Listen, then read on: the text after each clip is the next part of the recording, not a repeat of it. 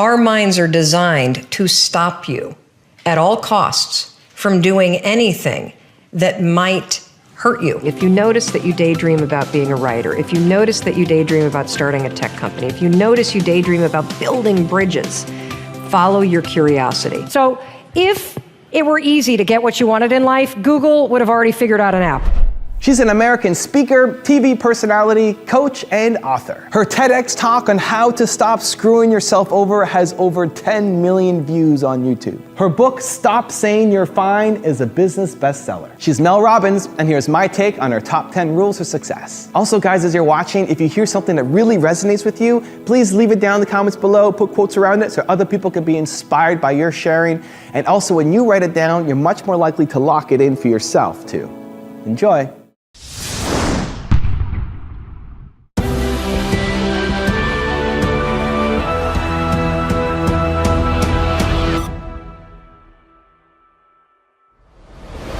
We bought into this complete falsehood that at some point you're going to have the courage. At some point you're going to have the confidence, and it's total bullshit. Frankly, are we allowed to swear on this show? Okay, it's complete garbage. And so there are so many people in the world, and you know, you may be watching this right now, and you have these incredible ideas, and what you think is missing is motivation, and that's not true, because the way that our minds are wired. And the fact about human beings is that we are not designed to do things that are uncomfortable or scary or difficult. Our brains are designed to protect us from those things because our brains are trying to keep us alive. And in order to change, in order to build a business, in order to be the best parent, the best spouse, to do all those things that you know you want to do with your life, with your work, with your dreams, you're going to have to do things that are difficult, uncertain, or scary, which sets up this problem for all of us. You're never going to feel like it. Motivation's garbage. You only feel motivated to do the things that are easy, right? Why do you think that is? Oh, I know exactly why that is. Because I've studied this so much, because for me, one of the hardest things to figure out was, why is it so hard to do the little things that would improve my life? And what I've come to realize, and what we'll talk a lot about today, is that the way that our minds are designed is our minds are designed to stop you at all costs from doing anything that might hurt you. And the way that this all happens is it all starts with something super subtle that none of us ever catch. And that is with this habit that all of us have that nobody's talking about. We all have a habit of hesitating. We have an idea. You're sitting in a meeting. You have this incredible idea. And instead of just, saying it, you stop and you hesitate. Now, what none of us realize is that when you hesitate, just that moment, that micro moment, that small hesitation, it sends a stress signal to your brain.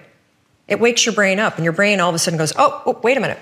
Why is he hesitating? He didn't hesitate when he put on his killer spiky sneakers. He didn't hesitate with the really cool track pants. He didn't hesitate with the NASA t-shirt. Now he's hesitating to talk. Something must be up. So then your brain goes to work to protect you.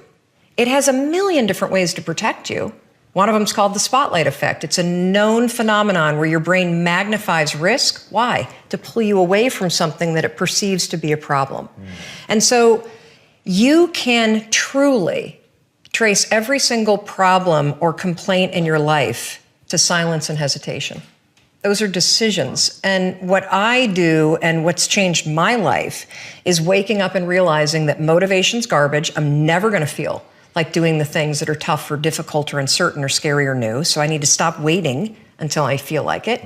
And number two, I am one decision away from a totally different marriage, a totally different life, a totally different job, a totally different income, a totally different relationship with my kids. Not like one decision, I'm divorcing you in the marriage example, but one decision on, you could be having a conversation with your spouse and you feel your emotions rise up, and within a tiny window, those emotions can take over and can impact how your marriage goes. Or you can learn how to take control of that micro moment and make a decision to act in a way that actually shifts your marriage. Right. Your life comes down to your decisions. And if you change your decisions, you will change everything. I mean, when I was 22, right after I graduated from Dartmouth, I was so focused on making everyone happy that I almost chose the worst possible career for my personality. It's not a bad career, it just would have been horrendous for me. I was interested in the environment, so I decided, I'll go get a law degree, and then I'll go work in Washington. And I think maybe I'll work on environmental policy, and I'd probably end up in some cube farm. And everyone was thrilled with the plan. Everyone, it turns out, but me. So here I am, I'm driving a U-Haul across country to go to law school and to get a degree in environmental law. And something started to gnaw at me. And with every single mile that I drove, my thoughts were getting louder and doubts were starting to pour in. My gut was telling me, Mel, turn the damn U-Haul around. But the problem was that everything was already in place, right? I mean, I'm already in the U-Haul. The thing is already packed. I'm already 10 miles into my drive. The tuition had been paid for the first semester. I had signed a lease. I mean, I could not undo these things. Isn't that why it's so difficult for you to make changes in your life? Because you think that things can't be undone? The fact is, any excuse that you come up with, you can undo. Tuition can be reimbursed, apartments can be leased, Plan B can be invented. So I got up, I repacked that U-Haul, and I drove out of town. I let myself make a U-turn in life. If you ever find your gut battling your head, save yourself the drama. I guarantee you your gut is right. Guarantee you your excuses can be undone. And I guarantee you you can make a U-turn in your life right now if you want to. You can be asking for assignments that are above your level. So there's work that you do at your level, and then there's work that you do above your level. Mm-hmm. And the only way that you're going to be promoted to do work above your level is A, if you can demonstrate that you're capable of doing the work at your level, and B, if you are proactive in seeking out opportunities that expand your capability and give you a chance to work above the level that you're at. Nothing's going to happen unless you take that initial action. Nothing's going to happen, nothing's going to change unless you put down that pen in the meeting and you sit up and you pay attention and you listen for your opportunity to speak. Nothing's going to happen unless you push yourself to go in and make the ask for that assignment that scares you to death. One night, Chris had gone to bed. I'd been struggling. We still had all the same problems. We still had a lien on the house, still facing bankruptcy, still fighting like crazy. I was still unemployed.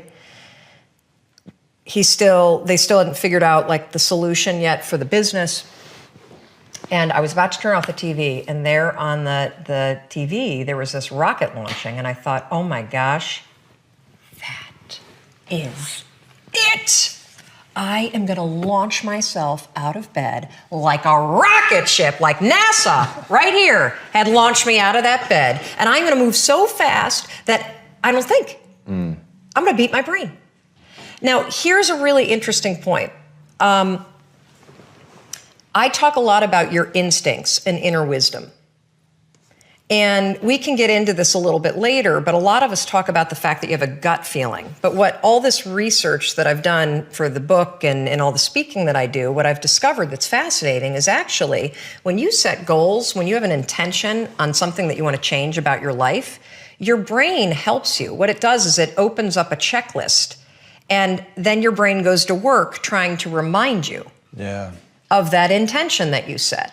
And it's really important to develop the skill, and I say that word purposefully, the skill of knowing how to hear that inner wisdom and that intention kicking in and leaning into it quickly. So for me, my brain saying, that's it, right there, move as fast as a rocket, Mel. I wanted to change my life. And I think most people that are miserable or that are really like dying to be great and dying to have more, we want to change. We want to live a better life. We want to create more for our families. We want to be happier. The desire is there.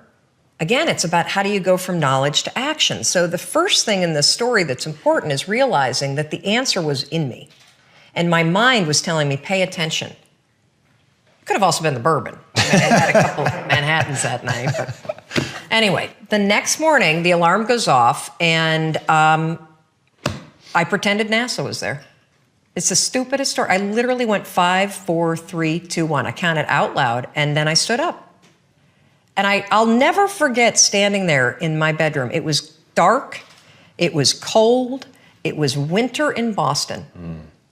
And for the first time in 3 months, I had beaten my habit of hitting the snooze button. I couldn't believe it. And I thought, wait a minute. Counting backwards? That is the dumbest thing I've ever heard in my entire life. Well, the next morning I used it again and it worked. The next morning I used it again and it worked. The next morning I used it again and it worked. And then I started to notice something really interesting. There were moments all day long, just like that 5-second moment in bed, where I knew, knowledge, what I should do. And if I didn't move within 5 seconds, my brain would step in and talk me out of it. Every human being has a 5-second window, might even be shorter for you. You have about a 5-second window in which you can move from idea to action before your brain kicks into full gear and sabotages any change in behavior. Because remember, your brain is wired to stop you from doing things that are uncomfortable or uncertain or scary. It's your job to learn how to move from those ideas that could change everything into acting on them. I think you have to be really in tune with your impulses and with your natural state of curiosity. And your curiosity and the things that you're naturally drawn toward, that's the guide. If you could spend hours singing, if you could spend hours baking, if you could spend hours writing, if you could spend hours learning code, that's a huge signal that that's something that you're really innately interested in. And so if you're curious about something, if you notice that you daydream about being a writer, if you notice that you daydream about starting a tech company, if you notice you daydream about building bridges, follow your curiosity. And you can do that a number of ways. First of all, Google it. There are millions and millions of pages out there on the web that are related to what you're interested in. Secondly, find an online course. Most of the major universities are offering their courses online for free. Third, buy a book about it. Put yourself in a collision course with the thing that you're curious about, and you will get closer and closer and closer to figuring it out. What about when someone can't realize or identify their own negative feelings? Someone that has been conditioned to live in negative feelings and believes that that's normal. This question comes from Basso Anna Denegada. It is your normal. You're right. It's a really, first of all, I'm sorry that that's been your experience of life, because that really stinks, and it doesn't have to be that way. But here's where I want you to go. What's interesting about what you said is the fact that these feelings are normal, okay? Normal just means you're used to them, but you don't have to live with them. So even though you're so used to these negative feelings and these feelings of doubt, you still don't like them. You still have the ability to stop that. So I want you to think of a moment in time when you were really happy. Like, it could be a memory from being little, it could be something that you dream of doing. And I want you to come up with something really specific about that moment, okay? Like, think about what you were wearing, or think about the blue sky. That is going to be what I call your anchor thought. Every time from this moment forward that you wake up or you find yourself drifting to those normal feelings of, I'm a loser, I'm worthless, I'm never going to find love. They may be things that you're used to thinking, but that doesn't matter, because you can change them. The second that you feel that, you've drifted over into that thought, and I keep coming over here because when you start using the rule, you're going to start to literally feel which part of your mind you're using. The worries kind of happen here. I want you to 5, 4, 3, 2, 1, and then I want you to insert this vision of yourself where you felt really good. And if you can't think of one, invent one. How would you feel if you were in love? How would you feel if you loved yourself? How would you feel if you did that thing that you're scared of, that you keep talking yourself out of? That's your anchor thought. Now, when you first start using the rule, particularly when you're breaking a habit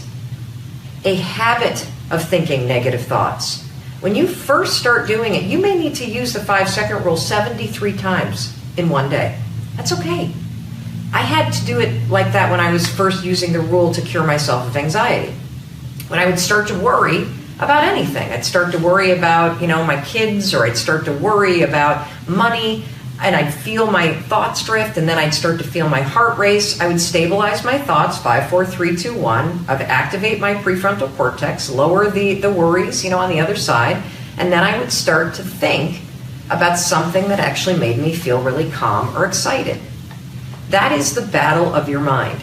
And the other thing about normal that I just want to say is that the reason why it feels normal to doubt yourself and to have low self-worth is because you've thought this so long. It's become a pattern, just like chewing your nails becomes a pattern of behavior that you don't think about.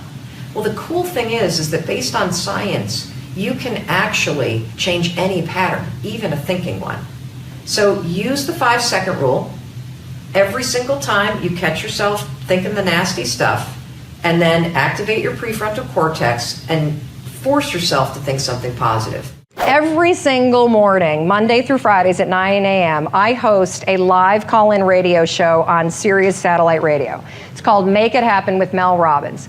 And the thing that's been so crazy about that show is every single person that calls me on that show, they call in because they're feeling stuck in their lives and they're resigned about their ability to change their lives. And I'm not talking about people that are nuts. I'm talking about successful people like you and me that just somehow got stuck in their lives. And I'm not talking about people that are looking for cheesy self-help. I'm talking about people that really want to figure out how to move themselves forward. And I find that so many of us think that our dreams are unreachable or unrealistic, and it's just so sad. I mean, people think that their dreams disappear. And if that's what you think, congratulations, you're officially stuck. And the truth is that our dreams are always there, and they don't ever give up on us. We give up on them. But here's the secret. If you just force yourself, and I mean force, because I know damn well none of you want to do anything about this, and I also know you're sitting there like, yeah, this self-help crap, this isn't for me. But if you just force yourself to take a couple small steps, there's always a surprise. So let's talk about Starbucks. Starbucks in 2008, very interesting thing happened, and many of you, if you were in the financial services market then, probably know this, that their net income decreased by about 28% that year. And at the time, they had 16,000 stores in 44 countries, and they had gone through this massive, explosive growth segment in terms of going public in, I think it was like 1992, they only had 125 stores, and now here we are, 2008, they've got 16,000. So what ends up happening is Howard Schultz, who was the chairman of the board, comes back in as the CEO. Very complex situation, right? You've got operations in 44 countries. You've got massive reduction in terms of the profits that you have. You've got the stock market and Wall Street screaming at you. You've got customers that are going to Dunkin' Donuts because there's a recession that's hitting. So what do? Well, he was very clear, again, back to the 2 rules. What do I stand for? Like, what am I doing? And what do I want the outcome to be? So he was very clear that what he stood for as a leader and what Starbucks should stand for is the Starbucks experience. He wanted to go back to the beginning and reintroduce people to the romance of having a cup of coffee. Because that's how Starbucks launched in the beginning, that he was traveling and was over in Italy and was like, God, why don't we have places like these great stops to have a little cup of coffee over in the United States? Boom, Starbucks, an idea, it's born, it's launched. So he decides he's going to do whatever he can to get the romance of having a cup of coffee back. In life, in any situation, whether you're talking about growing your company, growing your bank account, getting in a relationship, getting out of a relationship, getting something done at the school system that your kids are going to on behalf of your kids, whatever it is that you're up to in life, this is the only question that you need to ask yourself. Well, what is it that I want? Because the truth of the matter is, if you can answer that, you can have it.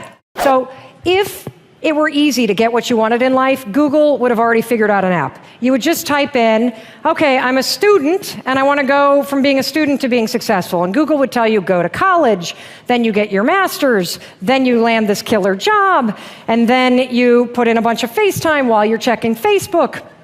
Then you get promoted to manager, and then you realize managing people kind of stinks, and then you keep climbing the corporate ladder. And then you start to wonder, well, how did I end up here? And then you went, well, is this what success looks like? You're like, no, I'm going to go to Jay Hilburn. That's what success looks like. So keep this in mind. If there's something that you want, like 7 people, or a trip to Africa, or you're going to make it to Mexico in the pink shirt, I'm looking at you again, sorry. I'm watching you. And rooting for you. Keep in mind this. Here you are. This is what you want. I spend a lot of time on lacrosse fields, although they don't really look like this. You tend to think that what you want, you just march right towards it. But if in sports you march right towards the goal, what happens? The defenders come in. And what the defenders are is it's your brain saying, ain't gonna happen. So the second you start moving toward that thing you want, be ready. You're gonna tell yourself you don't feel like it. You're gonna have to force yourself. It's happening. There's no way to get around it. So what you're gonna have to do is you're gonna basically get bounced around a lot. All over the place. And there are gonna be a lot of times that you feel like this was a really dumb idea to start this business because it's gonna get hard. And I wanna remind you about something. Unlike a sports field where there's an in and out of bounds, the great thing about life is there actually aren't any. And it's usually in those moments where you feel like you can't do it, that you're closer than ever to having everything that you wanted. And I wanted to show you this so that you keep it in mind, because I think a lot of times when you look back, it's the darkest moments where you realize, holy cow, that's what projected me forward. We live in the most amazing moment in time. So that thing that you have up here, whatever it may be, you want to use healthy eating to cure your diabetes, you want to figure out how to take care of the elders and start a new hospice center, you want to move to Africa and build a school, guess what? You could walk into a bookstore right now and buy at least 10 books written by credentialed experts on how the hell you do it. You could Google it, and you could probably find at least, 1,000 blogs documenting the step-by-step transformation that somebody else is already doing. You can find anybody online and cyberstalk them. You can just walk in their footsteps and just use the science of drafting. Follow what everyone else has done, because somebody else is already doing it. So why don't you have what you want? When you have all the information that you need, you have the contacts that you need, there are probably free tools online that allow you to start a business or join a group or do whatever the heck you want. It all comes down to one word.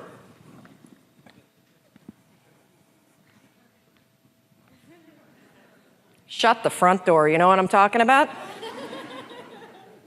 The F-bomb. It's everywhere. You hear it all the time, and I honestly don't understand what the appeal is of the word. I mean, you don't sound smart when you say it. And it's really not expressing how you really feel. It's sort of a cheap, shot to take. And of course, I'm talking about the word fine. How you doing? Oh, I'm fine. Oh, really? You are? Dragging around those extra 40 pounds? You're fine? Feeling like roommates with your spouse? And you're fine? You haven't had sex in 4 months? You're fine? Really? I don't think so. But see, here's the deal with saying that you're fine. It's actually genius. Because if you're fine, you don't have to do anything about it. But when you think about this word fine, it just makes me so angry. I mean, here we are at a conference about being alive, and you're going to describe the experience of being alive as fine? What a flimsy and feeble word. If you're crappy, say you're crappy. If you're amazing, say you're amazing. Tell the truth. And this not only goes for the social construct, I don't want to burden you with the fact that I hate my life, or, hey, I'm amazing, but that would make you feel terrible. The bigger issue with fine is that you say it to yourself. That thing that you want, I guarantee you, you've convinced yourself that you're fine not having it. That's why you're not pushing yourself. It's the areas in your life where you've given up, where you've said, oh, I'm fine. My mom's never going to change, so I just can't have that conversation. I'm fine. You know, we got to wait until the kids graduate before we get divorced, so we'll just sleep in separate bedrooms. I'm fine. I lost my job. I can barely pay my bills, but whatever. It's hard to get a job. And, you know, one of the reasons why this word also just annoys me so much is scientists have calculated, oh yeah, I'm coming down. Scientists have calculated the odds of you being born. That's right, they've crunched the numbers. I see you up there. They have crunched the numbers on you. Yeah, no, you guys standing up, you want to sit down for this. They've crunched the numbers on you being born. And they took into account all of the wars and the natural disasters and the dinosaurs and everything else. And do you realize that the odds of you, yeah, right here, put your computer away, stand up for me, Doug. So the odds of Doug here, turn around, say hi to everybody. The odds, of Doug being born at the moment in time he was born, to the parents you were born to, with the DNA structure that you have, 1 in 400 trillion. Isn't that amazing? I'm so lucky. Yes. You're not fine, you're fantastic. You have life-changing ideas for a reason, and it's not to torture yourself. Thank you. Thank you, Doug. And, you know, Christine was right when she said all of you could be on stage, because all of you, we're all in this category. 1 in 400 trillion. All day long, you have ideas that could change your life, that could change the world, that could change the way that you feel. And what do you do with them? Nothing. Oh, hopefully I won't moon you. You didn't pay for that. Thank you guys so much for watching. I made this video because Francesca Sugar Art asked me to. So if there's a famous entrepreneur that you want me to profile next, leave it down in the comments below and I'll see what I can do. I'd also love to know, what did Mel say that had the biggest impact on you? What was your favorite clip? And what are you gonna take from this video and immediately apply somehow to your life or to your business? Leave it down in the comments below and I'm gonna join in the discussion. Finally, I want to give a quick shout out to the guys from VNR Media. Thank you so much for picking up a copy of my book, Your One Word, and for the fun interview that we did on your channel. It was a blast and I'm excited to see where your channel goes, guys. Our guest today is Evan Carmichael, and Evan, he was recognized by Forbes as one of the world's top 40 social marketing talents. Inc. magazine rated him as one of the top 25 social media keynote speakers you need to know, and he had recently published a book called Your One Word. So thank you guys so much for watching. I believe in you. I hope you continue to believe in yourself and whatever your one word is. Much love. I'll see you soon.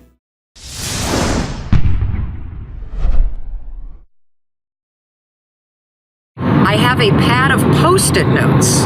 Yes, Post-it notes next to my sink in my bathroom. Why? Well, because after I brush my teeth, haven't looked at my phone yet, I take a Post-it note out and I write the 3 things I need to focus on today. And then you know what I do with it? I stick it on the back of my phone. Now, why would I do that? Because I have my phone with me all the time.